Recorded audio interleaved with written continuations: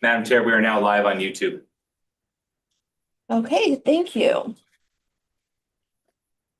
Good morning, everyone. This is the Public Employee Benefit Program meeting on May 22nd, 2025 at 9:01 a.m. We're conducting this meeting virtually. I would like to call the meeting to order. Would staff please call for the roll? Thank you. Starting roll. Board Chair Grimmer, Here. Michelle Kelly, Here. Jim Barnes, Here. Jennifer McClendon, Here. Teresa Karsten, Present. Laura Rich. Here. All right, Janelle Woodward will be attending later, and Betsy Strasburg is absent. We do have a quorum. Please remember to state and spell your name and speak slowly for our transcriber. Okay, thank you. We will move on to agenda item number 2, public comment. Public comment will be taken during this agenda item. No action may be taken on any matter raised under this item unless the matter is included on a future agenda as an item on which action may be taken. Public comments to the board will be taken under advisement, but will not be answered during the meeting. Comments will be limited to 3 minutes per person. IT, do we have anyone online for public comment? Yes, Madam Chair, we have about 5 attendees in the virtual lobby, and we have at least 1 in Carson City. Which would you like to go first? Let's go with Carson City. 1 moment, please.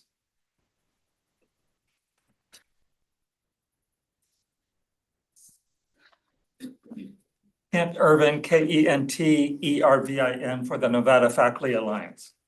There are 2 bills in the legislature I would like to bring to the board's attention.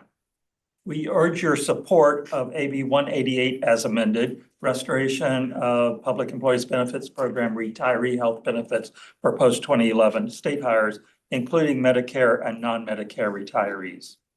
Our written submission includes a summary of the bill and a cost analysis. Over the years, the state employer contributions toward non-Medicare retirees has been kept to roughly 65% of the total premium.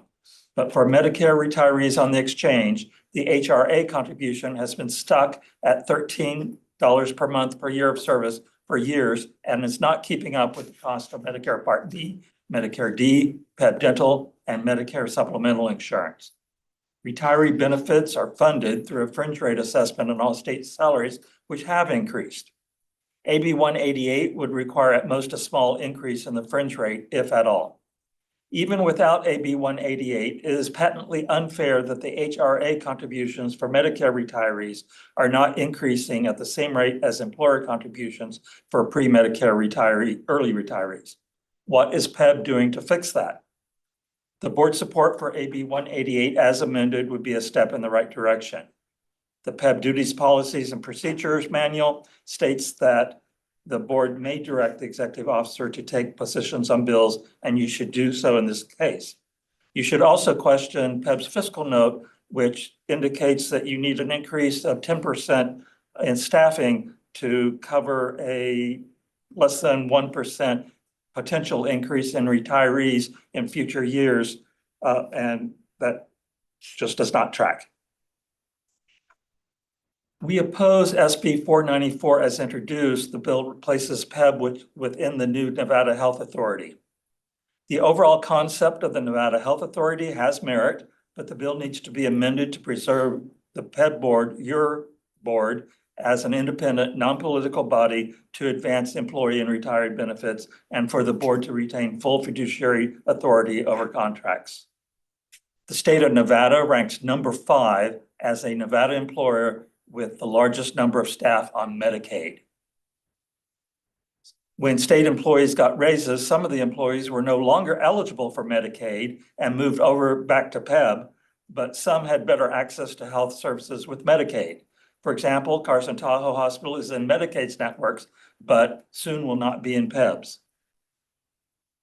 PEB must improve quality and cost for state employees, leveraging the healthcare network and cost of pharmacy by collaboration with the Nevada Health Authority could reduce employees' cost and improve access. Speaking of Carson Tahoe, what is PEB doing now to get Carson Tahoe back into the PEB network on a permanent basis? The RFP for a secondary network was canceled with no public explanation. What is the plan now? We are hoping for an explanation from Executive Officer Glover. If UMR cannot provide access to the dominant hospital in the capital city, perhaps UMR's contract should be terminated and PEB should go out for bid again for statewide or regional networks with network adequacy guarantees. Thank you.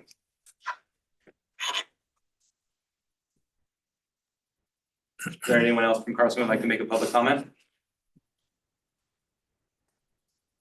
Madam Chair, that is all in Carson. Let me get my my slide up and make my announcement so people can call in. Okay, thank you.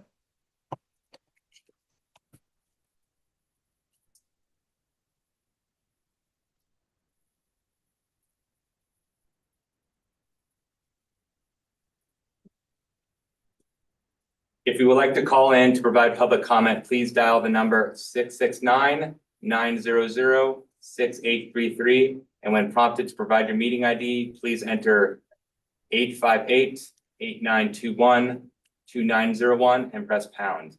When prompted for a participant ID, please press pound. Join the Zoom meeting as an attendee is for making public comment only. If you do not wish to make public comment, please leave the meeting now so you're not accidentally called upon. Please feel free to watch it via the YouTube live stream on the PEB YouTube channel. The link for the live stream is located on the agenda. For those who have joined for public comment, your name or the last 4 digits of your phone number will be announced and you'll have been advised you have been unmuted. Please slowly state and spell your name for the record and then proceed with your comments. Doug Unger, please slowly state and spell your name for the record. Doug Unger, Acting President, UNLV Chapter, Nevada Faculty Alliance, and member, UNLV Employee Benefits Advisory Committee.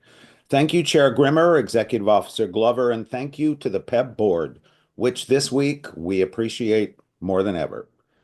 Regarding Agenda Item 9, Legislative Update, we express our strong support for AB 188, which would restore retiree healthcare subsidies for post-2011 retirees. Our most recently hired and younger employees deserve this benefit, which will assist much-needed state worker retention. It looks to a more stable future, plus it's the right thing to do. We've been informed that the projected OPEB encumbrance will have insignificant impact stretched out over time, nor will this aggressively affect the state's bonding rating. We disagree with the 1 million and 2.5 million PEB sites as a fiscal note. It's not as though AB 188, if passed, will produce a tsunami of state worker retirements. Why would it cost so much more than PEB is already expending to accommodate annual retirees, almost all of whom collect this benefit now? We most respectfully request a detailed itemization of this fiscal note when AB 188 is discussed before the board. Next, we are concerned about SB 494. Which reorganizes PEB under the new Nevada Health Authority. The PEB board should be concerned too. If many of the strings of legalese spun out by LCB like blue spaghetti on the pages are left without urgently needed amendments. Let's just say the first draft of SB 494 is not as advertised to the PEB board at the March 7th meeting. If left to stand as is, this bill would strip the board of most of its independence and authority. The composition of the board would radically change. Every current board member should be replaced by a new appointee by July 1st.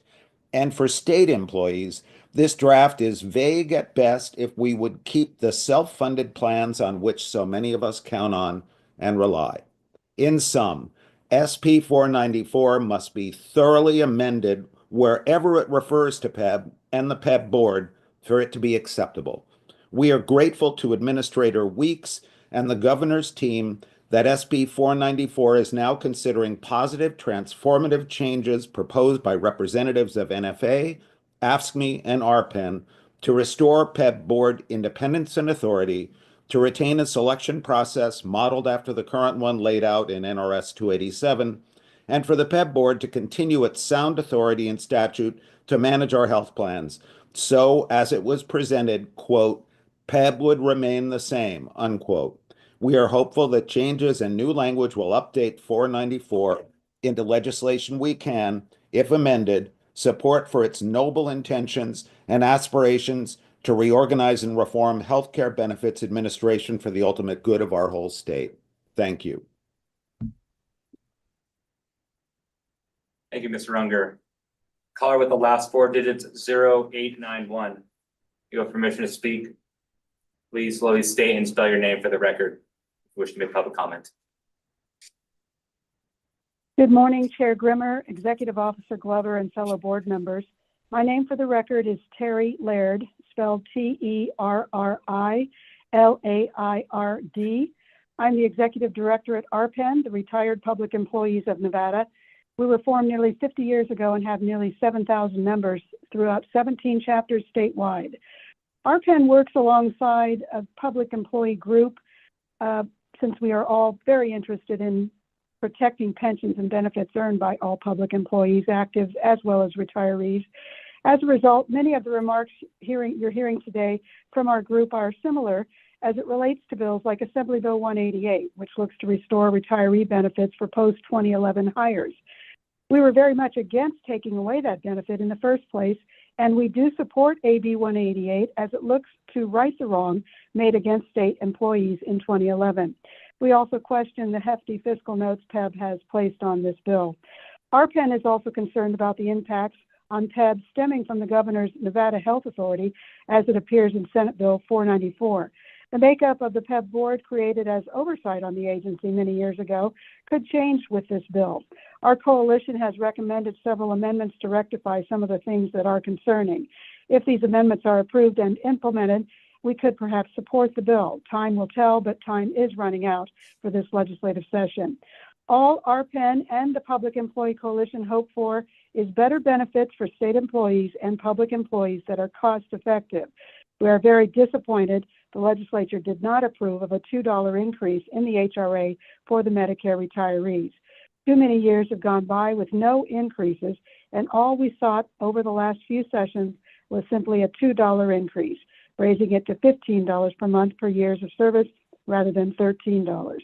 It will be our hope that one day soon, 2027 now it would seem, that this disservice to our retirees can be fixed. Thank you. Thank you. Well, Kathy, you have permission to speak. Please slowly spell and state your name for the record if you wish to make public comment.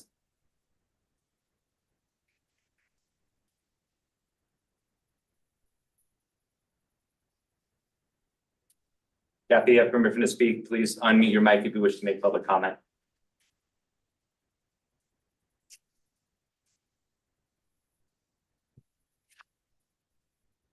Madam Chair, that concludes public comment. Okay, thank you.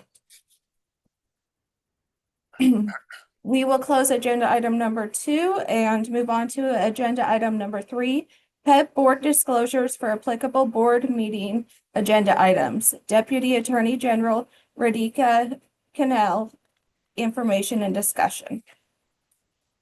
Thank you, Chair Grimmer. Good morning, everyone. My name is Radhika Cannell for the record. This agenda item is to allow me to make disclosure regarding conflicts of interest on behalf of the PEB board members who are eligible for Public Employee Benefits Program, PEB benefits. Pursuant to NRS 281A.420, on behalf of the board members who are eligible for PEB benefits or whose families are eligible for PEB benefits, I offer this disclosure that they will be voting on those items that may affect the benefits available to them or their family members. The law does not require abstention from voting merely because the board member or their family member is eligible for PEB benefits. At this time, I invite any member of the board who has any additional disclosure to make it now. Thank you.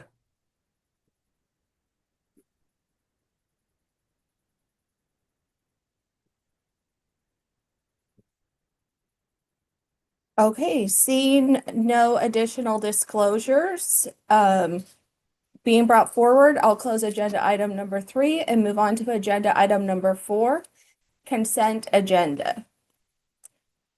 All items are for possible action. Consent items will be considered together and acted on in one motion unless an item is removed to be considered separately by the board. Board members, are there any items that you would like to be pulled?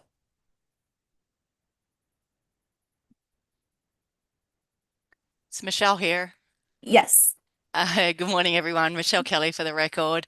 I just have some questions about item 4.2.1, the budget report. If we could pull that, I'd appreciate it. Does anyone else have any items?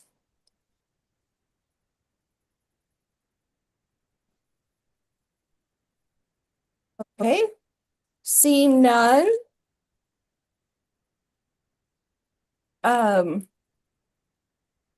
Do I have a motion to approve all items except for 4.2.1?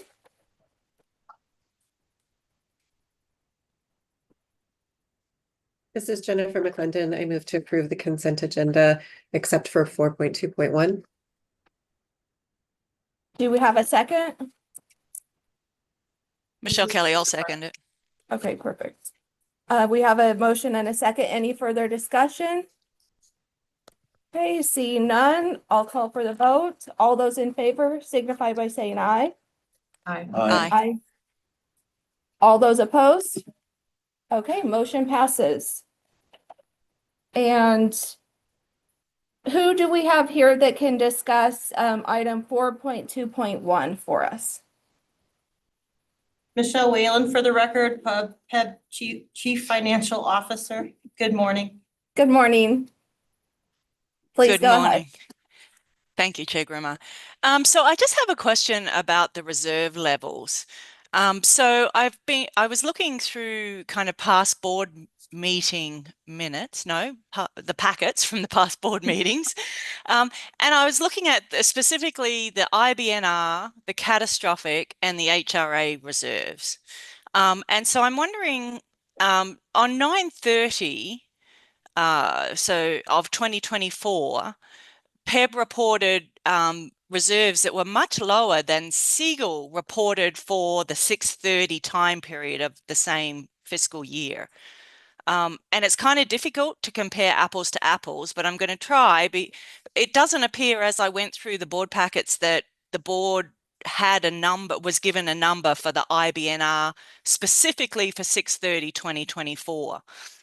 So on 6/30/2024, Siegel reported 55,437 million to the IFC.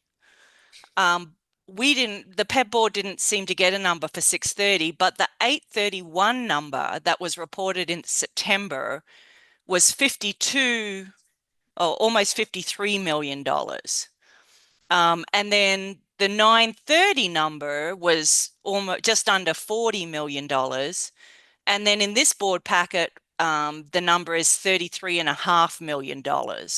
So I'm just wondering, board policy in the past, I think, sets the methodology for how the reserves are calculated.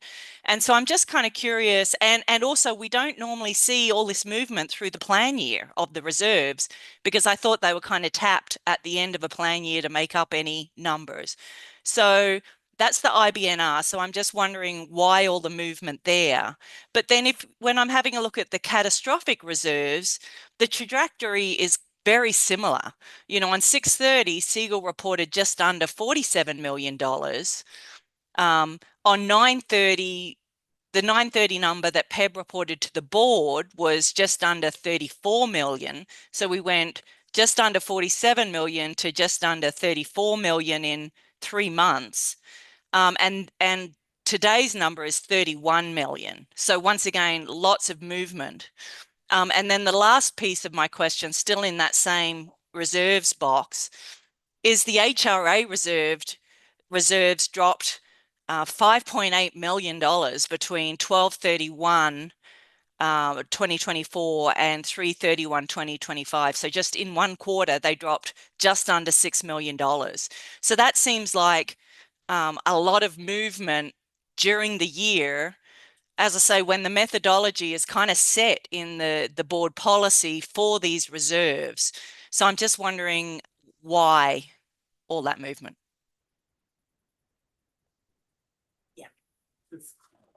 Okay, this is Celestina Glover, Executive Officer for the Public Employees Benefits Program. I'm going to take that.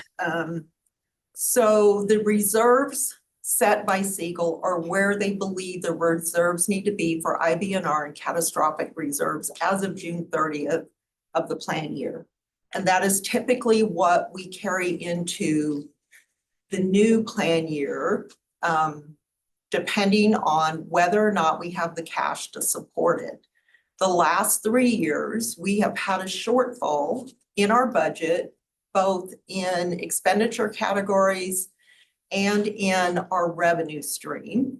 And in order to do a balance forward, the only place we could adjust was in the reserves. We reported this last year. We reported again at the beginning of this plan year that what we needed to do is reduce the reserves to account for the shortfall in cash. Those reserves, we tapped into all three because we no longer have excess reserves. So we tapped into all three and we essentially prorated by the amount each reserve category was as a whole, based on our legislatively approved budget for 2024 and 2025. So the movement you're seeing is simply a fact that we don't have the money coming in and we have more money going out than we were budgeted for.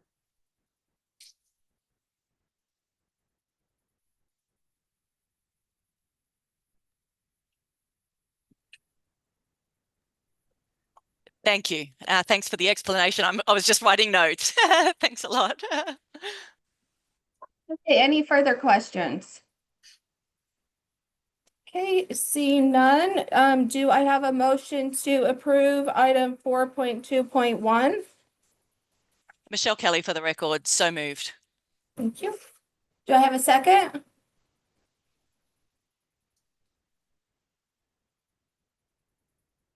Jennifer McClendon, I second.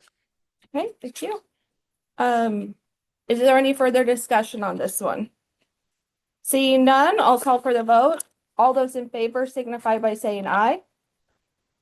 Aye. Aye. All those opposed, motion passes. We will close agenda item number 4 and go on to agenda item number 5. Executive Officer Report, Celestina Glover, Executive Officer. Information and discussion. Good morning. This is Celestina Glover for the record. The Executive Officer Report, as usual, provides the board, PEB members, and other stakeholders information about agency operations. It is open enrollment. We have a little over a week before open enrollment closes. And in my report, you'll see the stats of where we were as of the 14th of the month. We're seeing movement as we have in previous years from the EPO and the HMO plans into the low deductible plan and the CDHP. And the table gives you the enrollment comparison for plan year 2024 and plan year 2025 as compared to plan year 2026. As I said, it's only until the 14th of the month, so we are still looking at additional movement as members make their decisions about which plans they would like to enroll in and if they're adding dependents or removing dependents from the plan. There's a Carson Tahoe update. We have this posted, I believe, on our website now, and it is also posted on Carson Tahoe's website. They confirmed via email that they would be extending their contract to the end of the calendar year, so December 31st, 2025. I provided a link in my report, so if individuals want to go to Carson Tahoe's website to read what they have, they've also provided some frequently asked questions. We are still in ongoing discussions between Carson Tahoe, UMR, and the governor's office to try to resolve the issue And until we have additional information, that's all I can provide at this point. If they choose not to continue business with United Healthcare, which is where they are today, then we also will be sending out information regarding the network issues with Carson Tahoe. And we are still researching other options in order to keep them as a network provider. At this time, I don't have any other information that I can give the board. And with that, I'll take any questions.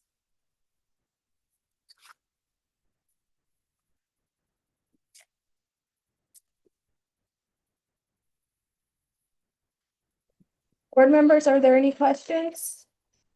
So this is Teresa Carson for the record. I just, in one of the written public comments that we received, it talked about UMR not meeting contract requirements by not contracting with Carson Tahoe Health. And based off of previous information that was presented in the last board meeting, what I thought I understood from Siegel was that there was a network adequacy study conducted. And so UMR is in compliance with their current contract. Is that correct? This is Celestina Glover for the record. That is correct. They did look at that. The geographical radius that we allow for. I think there, if I recall correctly, their analysis showed there was maybe a couple of pockets where a small group of employees may have to travel further, depending on if they're going to go down to potentially Gardnerville, if they go to Reno for Renown or one of the hospitals in the Reno area. So Carson Tahoe being out of network does not put UMR in a place where they are in breach of their contract. Teresa Carson for the record. To take that one step further, because I think it's important for members to understand how their benefits come to them, right? And so in order for there to be a complaint about violation of contract, or actually better said, it would behoove the board to consider during the next contract cycle to look at the network requirements on time and distance for providers to ensure that should something like this, a large provider fall out of favor with a third-party administrator, that there are still providers in the area, right? Does my question make sense? Sorry. This is Celestina Glover for the record. When we write the next RFP, that is a consideration, so you can update what has been used in the past for what equates to network adequacy. And then as part of the analysis, when those responses are reviewed, that is something that can be looked at prior to selecting a winning vendor. Thank you. Laura Rich for the record, do we have the utilization for, Carson Tahoe among our employees? Like, do we have, a breakdown of who's using what at the end? Because I know it's just not the hospital, right? You've got, associated providers and things like that. So, what does that utilization look like, and what are their options? Because I know, for example, on the behavioral health side, there may be very limited options. Whereas, maybe on some of the other services, yes, they'd have to travel maybe to Reno, but it's not quite as, impactful as, other things. This is Celestina Glover for the record. We have looked at it. I don't have that analysis with me to speak to, and I don't want to give you bad information, but we can definitely get that information out to the board. So you'll see what we've looked at. We know that Carson Tahoe has a number of providers other than the facility that come under their umbrella. We also know there's a number of providers in the Carson area that don't come under their umbrella, and I would not expect that they could absorb all of the patients that go to those various providers when you consider employees, retirees, and their dependents. And that's why we're still trying to come up with a resolution to this issue. But like I said, I will see what I can get out to the board so they'll have the data. Thank you.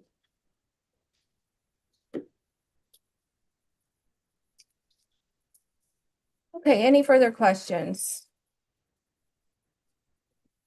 Okay, seeing none, we will close agenda item number 5 and go on to agenda item number 6. Discussion and possible action regarding the appointment of Nick Proper as interim executive officer of PEB upon the retirement of Celestina Glover. Joy Grimmer, board chair, for possible action. At this time, I would like to make a motion to appoint Nick Proper as the interim executive officer of PEB upon the retirement of Celestina Glover.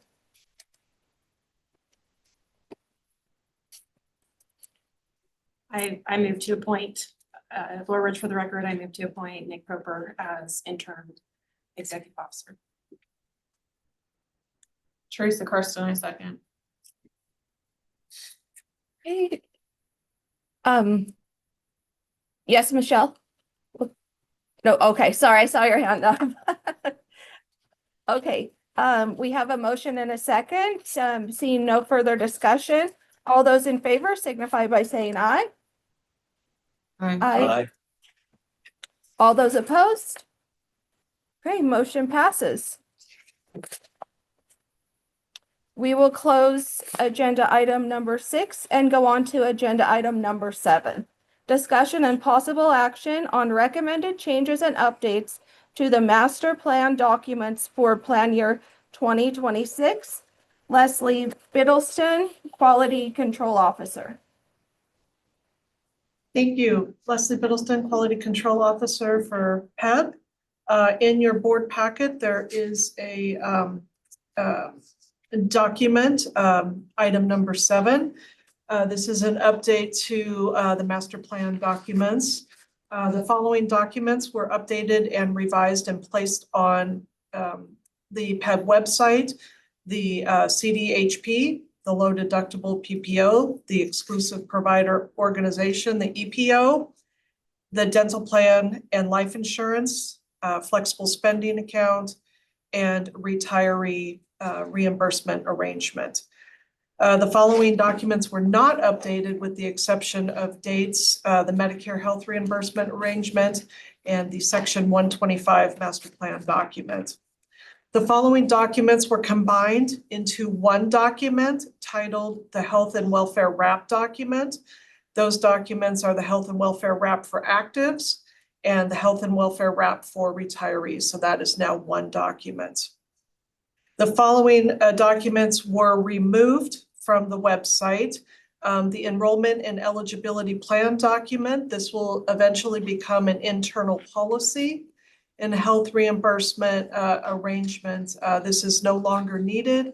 That document was specifically created when the PEB board authorized one-time HRA funds in all plans. The HRA is only a component of the CDHP, so the CDHP plan document has been expanded to include additional information on the HRA. Moving on to page number 2, the following documents were also revised and placed on the PEB website: the 2026 benefit guide, 2026 rate guide, 2026 plan comparison, 2026 dental rates and HRA contributions, the 2026 PEB and Medicare guide, 2026 summary of benefits for the CDHP, summary of benefits for the low deductible PPO, and the summary of benefits for the EPO. The following documents were not updated. There were no changes required at this time. They are still up on our website: the qualifying life events, the commonly used coverage, health coverage and medical terms, and the HRA FAQs. The HPM documents, pending new documents from HPN. That was the case when this was submitted for the board packet. However, yesterday, staff received the HPN documents and and updated the website yesterday afternoon with those updated documents. Moving on to the middle of page 2, plan design changes. Based on the review that was done since it was last talked about in the March board meeting, some additional enhancements, changes are being requested for an effective date of July 1 of 2025. The first one is adding a dollar limit for wigs. This is a PEB recommendation. This unfortunately was missed in the March presentation. It was intended to be brought to the March board meeting to add a limit on wigs up to $350. So if you're looking at the document, the red up to $350, that is the only change that is being requested. Number 2, prior authorization for ketamine. In the next agenda item number 8, you will hear UMR's findings from CTI, latest audit results, and you will hear a recommendation around ketamine.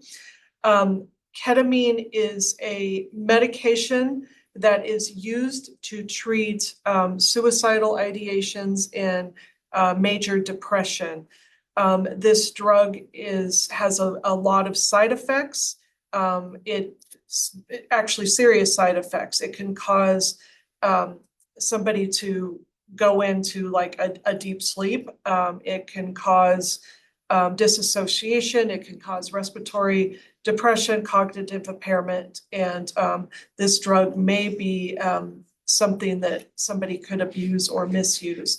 This drug is only administered in a doctor's office with a provider that is specially certified to administer this drug. So PEB is requesting to add a prior authorization component for the use of ketamine, which currently does not exist.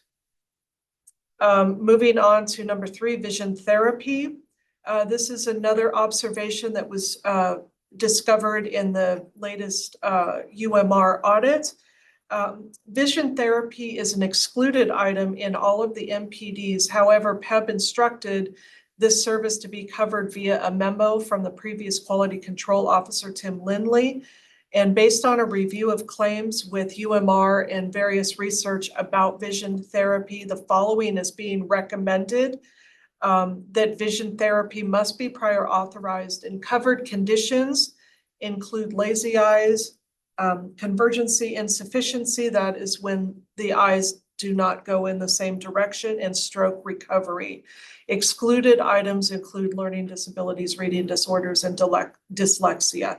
This will just be an update, clarification type of change to indicate what will be covered under vision therapy and what will not be covered under vision therapy.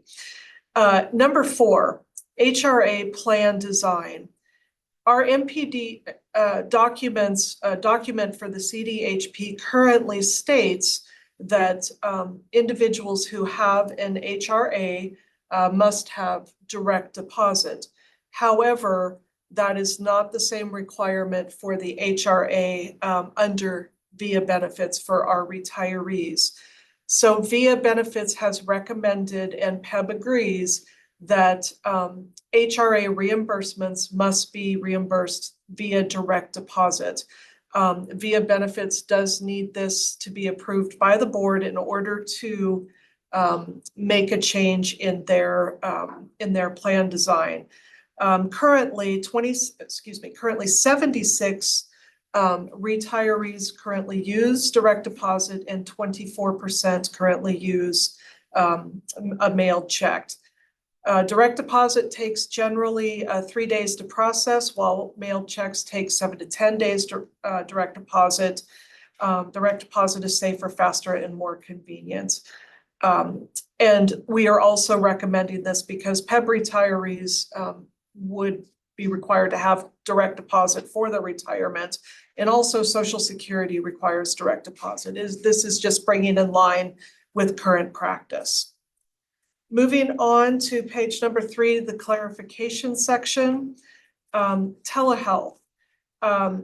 The intent of telehealth has been to not cover out-of-network providers. However, the LDPPO did indicate that telehealth out-of-network providers was being covered. So this is a clarification to align all 3 policies.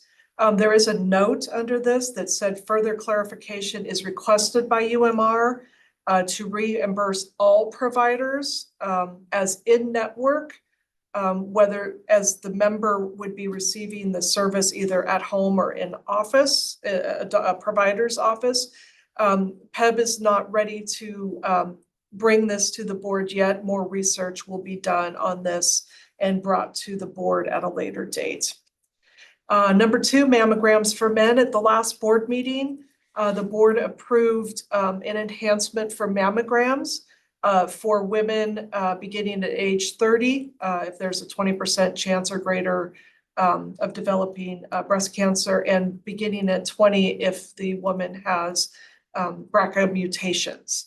The board also approved mammograms for men based on risk factors. This is being requested by UMR staff to match the language of age requirements with men and women. So it will be the same age requirements for men and women. Number 3, DME, parameters for purchase of DME. As you can see in the little box, there is a number 1 and number 2. That is current policy. The problem area is under number 2 that states oxygen provided while traveling on an airline and portable oxygen concentrators that are supplied for purchase or rent specifically to meet airline requirements are excluded. Number 2 has created some confusion with our third-party administrator in thinking that portable oxygen concentrators are not allowable. However, this is not really the intent of the plan. The intent of the plan is that an oxygen concentrator specifically to meet, you cannot have over and above 1 item really. So we are suggesting number 2 be amended with the language in red. An additional purchase of DME cannot be made sooner than 3 years after a previous purchase of the same item, generally for convenience. And then proration for dependents on the HSA. Number 4, current MPD states that the HRA HSA contributions are prorated for new hires and dependents mid-plan year, but the MPDs are currently silent on proration if an individual changes to the CDHP plan mid-plan year based on a qualifying life event. So we would like, the intent is that HRA and HSA is prorated for that as well. Moving on to page number 4. An update on the plan for the MPDs. As I presented in March, there is a long-term plan for consolidation and cleanup of the master plan documents over the next 2 years. This is just an update of where we are in the process of that 2-year plan. The one thing that has been completed is the health and welfare wrap documents for active and retirees has been consolidated into one document, and the enrollment and eligibility master plan document is currently being worked on as an internal policy. That is the update there. And the recommendations from PEB staff is to approve PEB staff's proposed changes and allow for technical adjustment as necessary. I can take questions if there are any. Teresa Carson for the record, in relation to enhancement 3, can you just confirm that the excluded conditions for learning disabilities, reading disorder, and dyslexia were based off of this treatment not being an evidence-based practice for those conditions? Leslie Biddleston, for the record, that is correct. When you look at vision therapy as a whole, there are some treatments that do fall under evidence-based practice and are FDA approved, like the lazy eye and the stroke recovery. But treatments for learning disabilities, reading disorders, and dyslexia are still experimental and are not proven at this point. Thank you.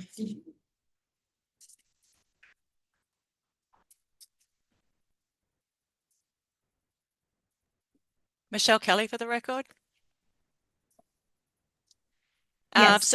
Thank you. So I just, Ms. Biddlestone, I just have a question about kind of the dollar limits and then some the limits on mammograms. So can you tell me, how was the $350 for maximum for wigs determined? Like, is that an average? Is that, you know, how is that supported, I guess? And then my second question is regarding the limitations put on, or the synergy put on mammograms for men. Are the age and risk factors matching, and are they supported by the CDC guidelines? So how do we, you know, you said that UMR recommended the mammogram change, but is that supported by evidence, I guess? Yes. Leslie Biddleston for the record. I will answer number 1 first, which is the dollar limit for wigs. This was based on an average in looking at plans across various, other states. In looking at the average, there were plans that limited wigs at $10 up to $750. So in working with UMR on this, and also I did reach out to Siegel via email, and $350 seemed to be the average of what we were seeing in other plans. I would also like to say about wigs that individuals undergoing chemotherapy, there are a lot of organizations out there that do provide free wigs to individuals that are going through chemotherapy. So based on the utilization and an average of other plans, the $350 amount is recommended. And then moving on to the mammograms. So the recommendation that was brought in March regarding mammograms beginning at age 30 for women, that was all recommended by the CDC and the updated information from the FDA. And then there's that A and B ratings of the thing that I can't remember right now. This is Celestina Glover for Yeah. the record. It's the USPSTF. Thank you. It is the preventative task force, and we use their A and B recommendations as part of our preventative care. In the past, we did clarify that mammograms were covered for men, and this essentially aligns coverage for men similar to Yes. how we cover women. Thank you. So just a quick follow-up on that response. So, so all those guidelines kind of match the men's age and risk to the women's, because I would have thought men's would be a bit different. So that's the reason for my question. Leslie Biddleston for the record. The reason that we did this and aligned it this way is to assist UMR in how to cover their claims. Any type of imaging for a male would be done at the request of a medical provider. This parameter just gives medical providers saying, hey, if a male comes in and he's age 30 or above, and he's got a 20% chance more risk of developing breast cancer, the doctor can, request a imaging of some kind. And also to align with the women on the BRCA mutations. I don't know if men can get BRCA mutations. I did not come across any men that did in my research, but to make things easy for the prior authorization process and the claim process for our third-party administrator, we are aligning this in our plan. Okay, thank you. So just one last follow-up. I apologize.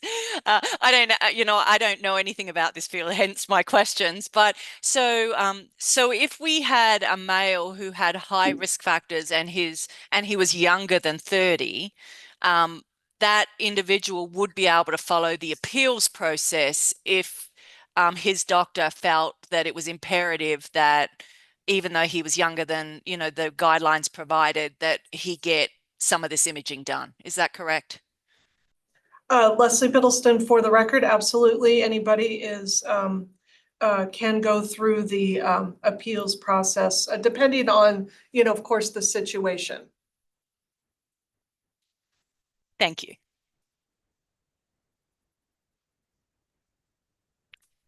Michelle Kelly here. If no one else has any questions, I'll make a motion to approve PEB staff's proposed changes as presented and allow for any technical adjustments they may need to make before the documents go live. Perfect. Do I have a second? Laura Rich, for the record, I'll second. Thank you. Any further discussion? Seeing none, I'll call for a vote. All those in favor signify by saying aye. Aye. All those opposed? Motion passes. We'll close agenda item number 7 and go to agenda item number 8. Discussion and acceptance of Claim Technologies Incorporated audit findings for State of Nevada Public Employees Benefits Program plans administered by UMR for the period of October 1, 2024 through December 31st, 2024. Joni Amato, Claim Technologies Incorporated, for possible action. Morning. For the record, I'm Joni, Joni, Amato, Amato. The scope of the second quarter UMR audit for 2025 included claims processed during the period of October 1, 2024 through December 31, 2024, and included both medical and dental claims. The medical and dental claims paid during the second quarter totaled approximately $68 million and included approximately 237,000 claims. The audit included a quarterly performance guarantee validation, 100% electronic screening with 50 targeted samples, and a statistically valid stratified random sample of 200 claims. In our auditor's opinion, UMR's performance and financial accuracy, overall accuracy, claim turnaround time within both 14 days and 30 days all improved this quarter when compared to the prior quarter audit results. In addition, the performance guarantees for all of the measures were met for the second quarter and there was no penalty due. CTI also reviewed the UMR's quarterly self-reported performance guarantee results and noted that all 27 of the guarantees were met there as well. The random sample identified one financial error due to the incorrect discount application and one procedural error where a dental claim was applied to the medical deductible in error. As Leslie previously discussed, based on the claims reviewed in the random sample audit, CTI recommended adding a prior authorization requirement for the administration of the drug esketamine due to the close medical monitoring that's required when that drug is being used. PEB and UMR both agreed that that should be implemented going forward. And based on the targeted screening sample, we recommend review of the results to focus on any potential recovery and process improvements in categories identified with errors, such as duplicate claims, incorrect provider discount application, and prior authorizations not obtained prior to payment of a claim. I'm happy to answer any questions that you might have.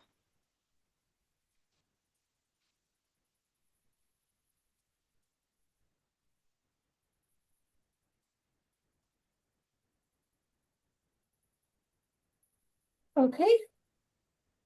Are there any questions? Seeing none, do we have a motion to approve this item?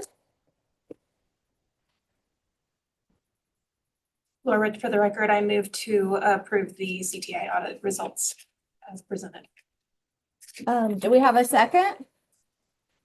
Teresa Carson, for the record, I second. Have a motion and a second. Is there any further discussion? Seeing none? Oh, yes, Michelle. I can't hear you. Sorry, didn't unmute myself. I just wanted to make a note and commend UMR for the work they've done to obviously bring down the errors. You know, this is something I think we've all been looking at for a couple of years now.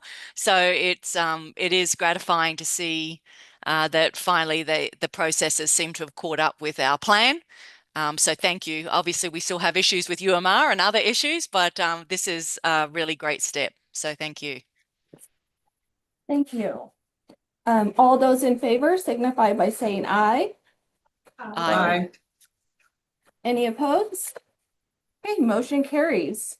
We'll close agenda item number 8 and go to agenda item number 9, discussion and possible action regarding 2025 legislative bills that may impact the Public Employees Benefits Program. Celestina Glover, Executive Officer for possible action. Good morning. This is Celestina Glover for the record. The report before you gives you an update of the legislative bills that are going through the process at the moment and bills that we are following. The first bill on the agenda item is Assembly Bill 188. This bill in part allows for those members who were hired on January 1st, 2012 or later to receive a subsidy should they decide to enroll in the PEP plan at retirement. Currently, they are not eligible for that subsidy, whether they're on a pre-Medicare retiree plan or the HRA for the Medicare exchange. This bill would change that. It also raises the cap, putting this in the statute or in the bill as it is proposed would take away the board's ability to make changes to those caps, whether they were to decrease or increase, which when we have budget shortfalls, that can be an issue. It does increase the OPEB liability according to Siegel. We asked them to do a review to give us an idea of how this will affect our liability. Initially, there's a 12.26% increase expected in the first year, which is approximately $179 million. And then it's expected to go up 3.5% every year after that. Obviously, those numbers will be updated as we see actual enrollment and the effect on the plan with claims and other costs. We have submitted a fiscal note in the first year, which we believe will be plan year 2027, depending on what language is in the bill at the time it's passed, if it should be passed. And that the numbers we based it on was initially 73 retirees, new retirees coming onto the plan. The $1 million accounts for staffing increase request, and it also accounts for only the administrative costs. So we pay our vendors a per member per month fee. Those new retirees coming on the plan do cost money. It is not a zero increase to PEB's cost. And depending on what you're looking at, there's a network fee, there's TPA fees, there's a dental network fee, there's the which is our utilization management, case management. There's a number of fees in that area that we pay based on our enrollment, and that is per primary. So we're only looking at the 73. We typically are not charged a separate fee for their dependents. So we expect a $1 million increase in plan year 2027, and then a $2.5 million increase in future biennia. Part of that reason is we expect the enrollment to increase. We do understand that based on mortality rates, there will be some members that we lose over time as they get older and they pass away, or they move on to the Medicare exchange where our costs are different. However, it is not a 1-for-1. We will not get 73 new people and lose 73 people at the same time. We have some pretty significant longevity on the plan. I did some research and found 5 individuals over the age of 100. So I don't want to assume that if 73 people come on the plan, that 73 people leave the plan. We also don't know what the claims cost will be. I did some basic calculations, which I have provided to LCB staff regarding the medical cost for 73 members, prorating them according to the tier for each of the plans. So those that will be plus spouse, plus families, and plus children, I use that same ratio. And what I'm coming up with in the first year is an additional $1.1 million for claims. And that is an assumption based on what we built into our budget for claims for the new rates for 2027. Obviously, those will be greatly affected by the number of retirees we actually see on the plan and their dependents and their healthcare needs. In future biennia, so we're talking plan year 28, 29, I'm looking at another $5.6 million for the biennium. That is 2.1 in the first year, which would be 2028, and another 3.5 in the second year, which is 2029. And that is because we would expect the 73 to increase to 134 plus dependents, and the 134 to increase to 211 plus dependents. So we need to continue to monitor that to see what that would really look like once we start getting actual claims data, should that bill pass. We did a lot of calculations. We asked for assistance from our consultants. We don't just take numbers out of the air. There's a lot of work that goes behind trying to estimate what the costs may be. We believe the additional staffing would be required simply because as we get more and more people on the plan, there's going to be greater and greater need for our member services unit to increase, but primarily we're going to be needing an increase in our QC staff because they handle the more difficult situations, and to do the research and respond to members is very time consuming. Writing new documents and all the work that goes in that area. They are already overwhelmed with the amount of work they need to do. So we felt it prudent to consider additional staffing. And that is how we got to those numbers. Assembly Bill 583 that establishes our subsidies. That bill was introduced and has already been moving through the process. So Assembly Ways and Means approved it. It already has received its fourth session. It's been approved on the floor, and it's moving on into Senate Finance. That bill is providing subsidies in line with the governor's recommended budget. And then finally on my report is Senate Bill 495. This is the bill that will implement the Nevada Health Authority, which PEB will be part of that group should it pass. So we're monitoring that to see, what the status is and what is going on as we get more information. If we need to call a special board meeting for updates, we will do that. Otherwise, we will provide follow-up to the board in the July meeting. Also in your packet, you'll see a spreadsheet of the bills that we are following. It's a table of the bills. There are a number of bills out there that may affect PEB. Some may have fiscal notes, some may not. Right now, with the last, I believe, 12 days of the session, we're getting a lot of follow-up requests from bill sponsors to reconsider our fiscal notes as amendments are suggested and approved. And as quickly as we can get that information to those bill sponsors, we are doing that. So some of the data on this table is likely to change as we get more and more requests and as bills start going through the process. We will continue to track the legislation and provide updates as appropriate to the board. And with that, I'll take any questions.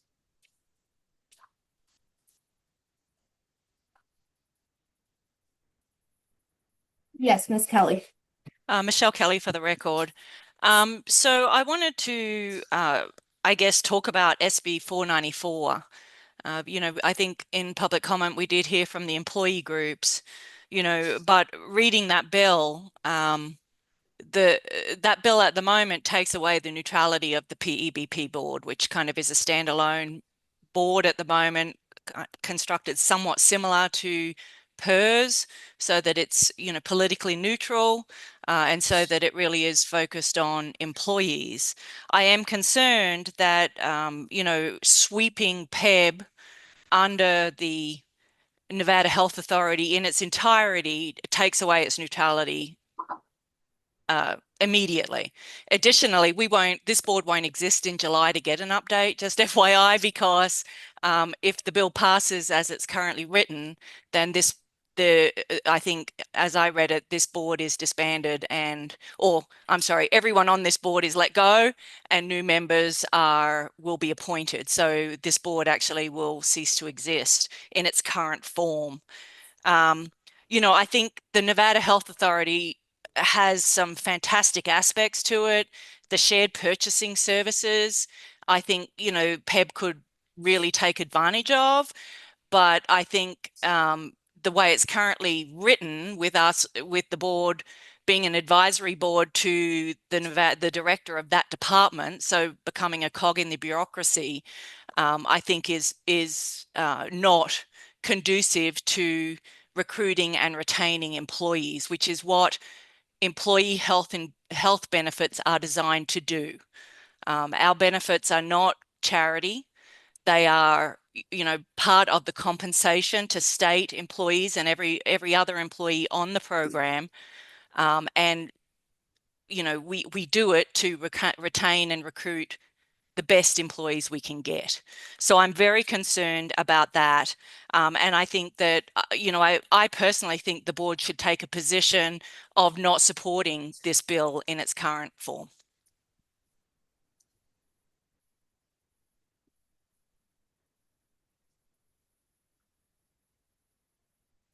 Okay, any further questions?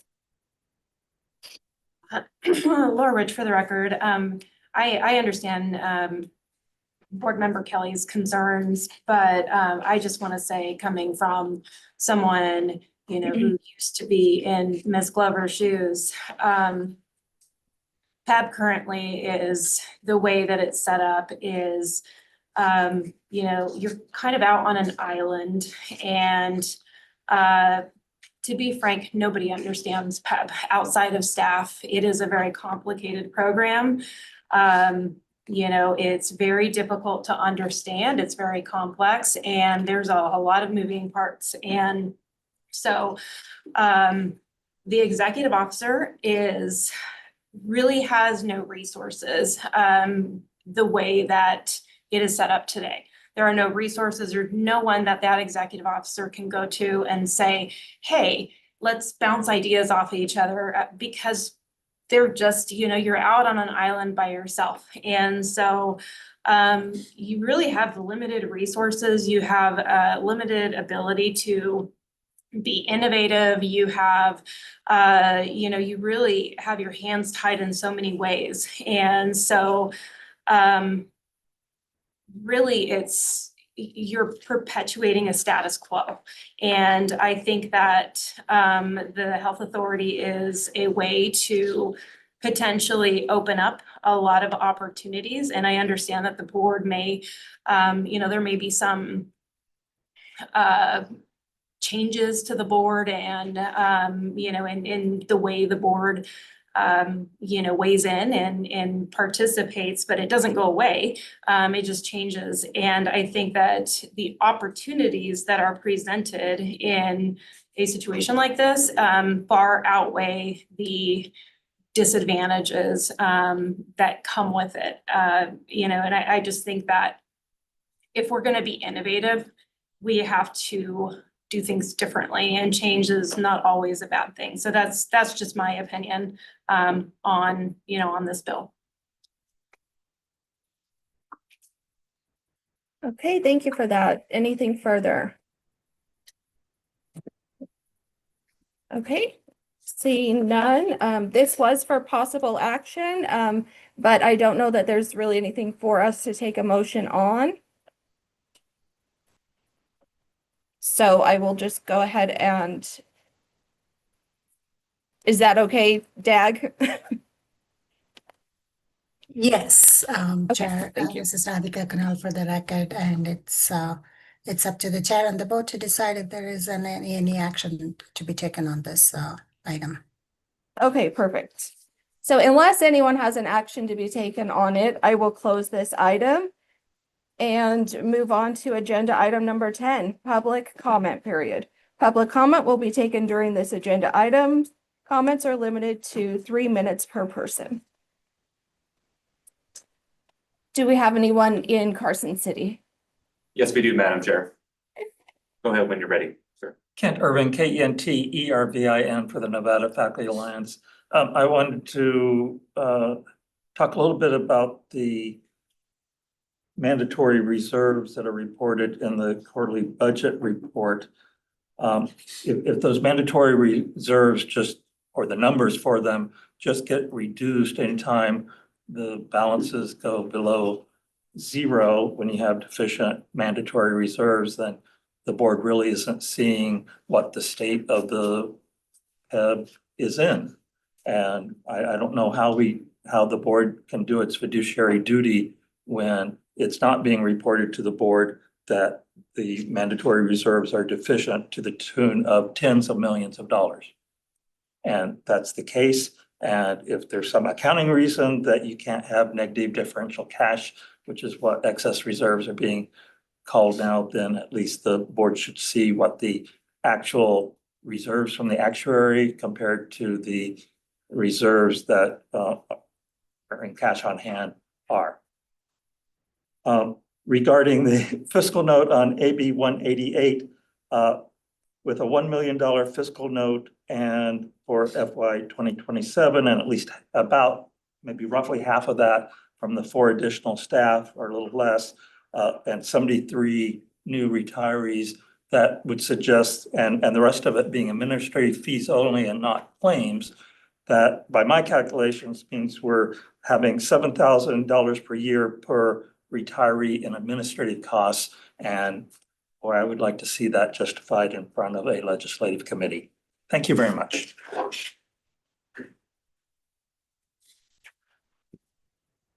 Thank you. Do we have anyone else in Carson City? It doesn't appear so, Madam Chair. And we have a couple in the lobby. Would you like me to get the slide open? Or- Yes, please. One Thank moment, you. please. Thank you.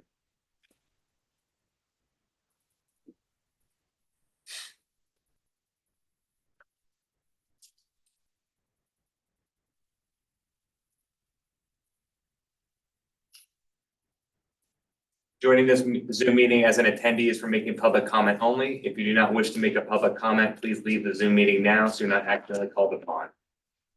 For those who have joined for public comment, the last 4 digits of your phone number will be announced and you'll have been advised you have been unmuted.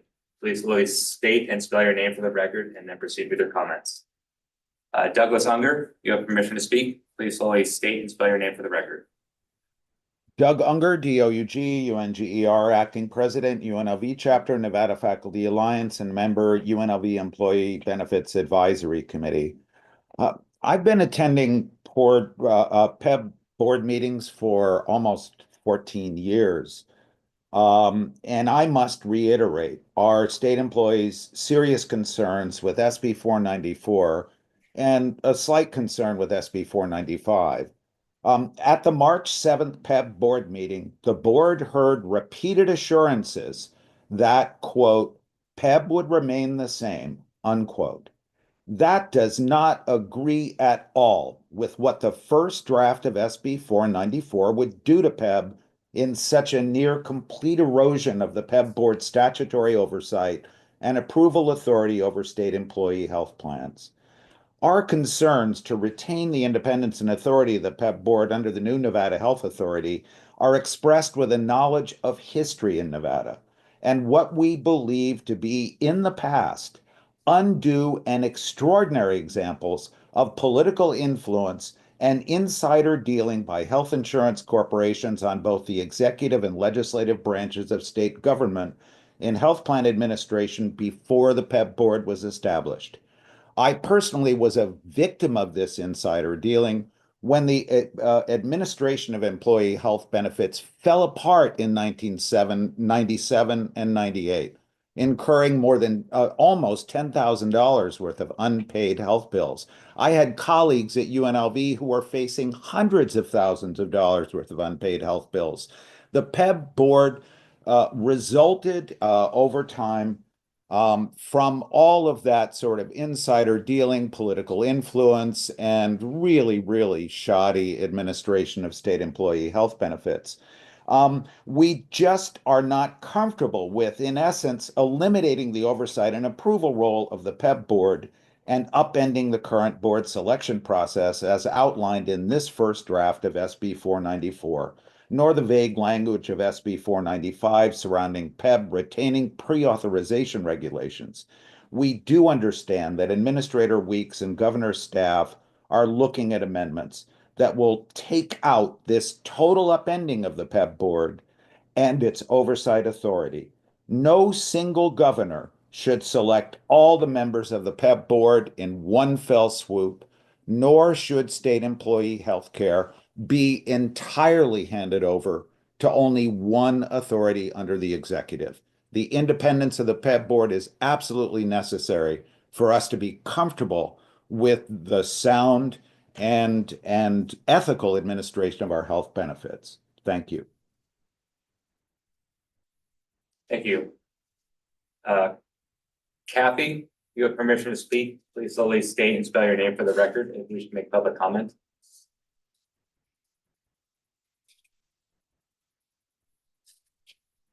One more time, Kathy. Please unmute your mic if you wish to make public comment.